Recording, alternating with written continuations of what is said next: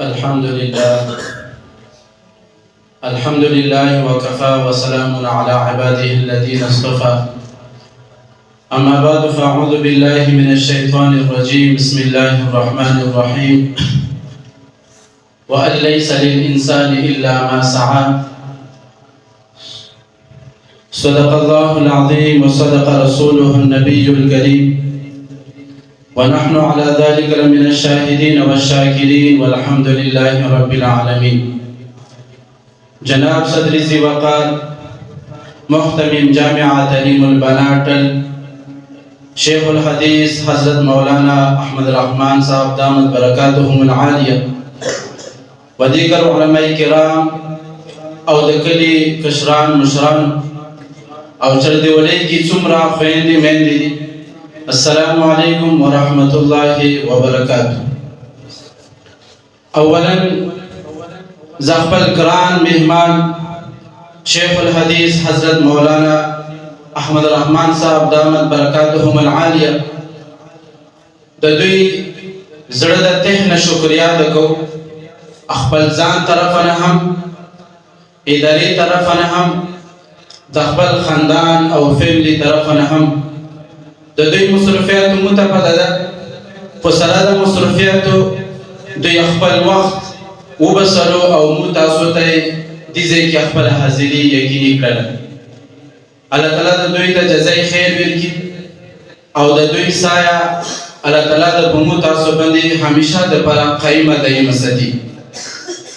وثانیا زه د خپل یونین ملګرو یونین علماء کرام او حفاظ کرام سره زه د دویم زړه د ته نه شکریا ادا کوم چې یو مختصر غونډه میسج باندې دوی خپل کارونه پرېږدولو او په دې ځای کې مو تاسو سره حاضري وکړله.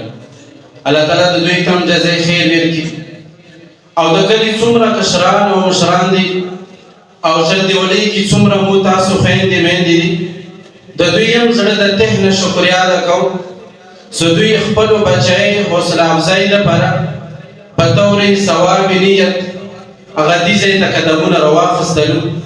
الله تعالی د دوی دغه قدمونه په آخرت کې میزان ته لیکي واچوي. زما عزتمندو ماله مخکې استاد محترم شیخ الحدیث حضرت مولانا اخندزاده مفتی عبید الله صاحب او شیخ الحدیث حضرت مولانا احمد الرحمن صاحب دامت برکاتهم العالیہ دوی تفصیلی خبرې وکړلې او د کلي علماء کرام هم ناست دي. د دوی په مخ کې ماته خبرو کول مناسب نه دي، خو لیکن دغه پروګرام په حوالې سره یوه مختصر غوندې خبره کوم. زما عزتمندو نن سبا په دنیا کې مختلفو طریقو سره خلق رجمع کوي.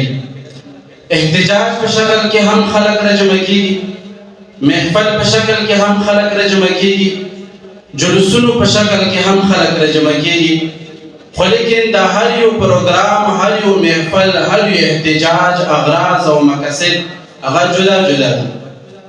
مدارس هم په دغه طریقې سره دغه خلق رجمع کوي او دغه طریقې سره پروګرامات انعقاد کوي. د دوی هم ډېر زیات اغراض او مقاصد دي، خو لیکن تاسو مخې ته یو غرض او یو مقصد دغه تاسو مخې ته راوړم. زما عزتمندو مدارسو سبقونه شوال نه شروع شي او بیا دغه سبقونه مدارسو رجب پرېږي. تقریبا 9 میاشتې 8 میاشتې د مو تاسو بچي هغه مدرسو ته تلل او راتلل کوي. نو دغه پروګرام تاسو ته دغه تلل راتلل د خپلو بچیو والا د دې ریزلټ او یعنې نتیجه تاسو ته ښیي. زما عزتمندو زه نن د الله تعالی لاک شکریا ادا کوم او دا خبره به طور فخر هم کوم. سنن الحمدلله دغه مدرسه تعلیم الاسلامیه للبنات سروزای قوم ته 16 یعنی 14 معلمات حواله کوي او مو امید ده چې ان شاء الله دغه معلمات به د خلکو اصلاح کوي. زما عزتمندو دغه پروګرامات دا په دې بنیاد باندې کېږي.